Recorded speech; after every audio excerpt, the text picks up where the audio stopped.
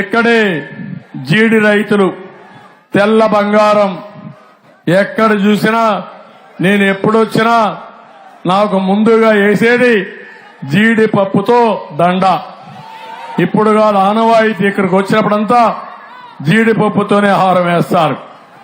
అలాంటిది 80 కేజీల బస్తా 16,000 అమ్మాల్సింది 7,000కు పడిపోయింది. అవునా కాదా తమ్ముళ్ళు అని మిమ్మల్ని అడుగుతున్నా. గిట్టుబాటు ధర లేదు. అందుకే నేను ఒకటి చెప్తున్నాను, తప్పకుండా జీడి కోసం ఒక బోర్డు ఏర్పాటు చేయాలి.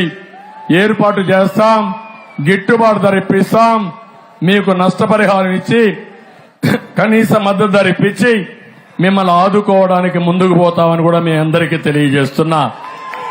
ఇది కాకుండా ఈరోజు నేను ఒక్క విషయం మిమ్మల్ని అందరినీ కోరుతున్నాను తమ్ముళ్ళు. మా ఆడబిడ్డలున్నారు.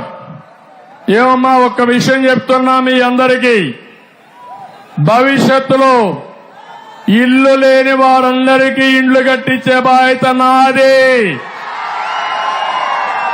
ఇప్పుడిచ్చే ఇంటి జాగానే కాదు, ఇప్పుడు జగన్మోహన్ రెడ్డి ఇచ్చిన ఇండ్లు కూడా క్యాన్సిల్ చేయను.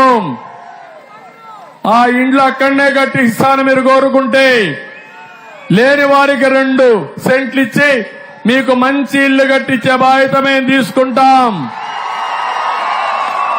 రెండోది, ఇంత మునుపు ఇండ్లు కట్టుకొని చాలా వరకు నష్టపోయారు. వారందరికీ ఒక హామీ ఇస్తున్నా. వారందరికీ ఏవైతే డబ్బులు లేకుండా ఇండ్లు కట్టి మీరు ఆ రోజు వస్తుందనుకున్నారు, కానీ ఈ ప్రభుత్వం ఇవ్వకుండా మోసం చేసింది, అలాంటి వాళ్ళకు కూడా ఆర్థిక సహాయం చేసే బాధ్యత నాది. అప్పటికే రికార్డు కూడా ఎస్టాబ్లిష్ చేశాం. టిడ్కో ఇళ్లు నేనే కట్టాను. ఈ దుర్మార్గుడు రంగులేశారు తప్ప ఆ ఇండ్లు పూర్తి చేయలేదు. నేను వచ్చిన వెంటనే టిడ్కో ఇండ్లు పూర్తి చేసి మీకు ఇచ్చే బాధ్యత మాది. ఇంకొక విషయం మీ అందరికి చెప్తున్నా, ముఖ్యమంత్రి ఇంటి జాగాలు ఇచ్చాడు.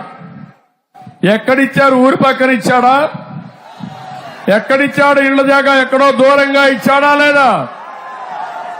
ఊరి బయట వాగుల్లో, వంకల్లో, శ్మశానంలో,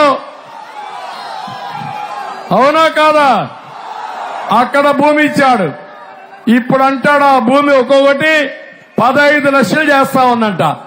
చేస్తా ఉందమ్మా 15 లక్షల రూపాయలు. అది మామూలుగా ఆవరేజ్ మీరు తీసుకుంటే ఒక 15,000 20,000 చేస్తుంది.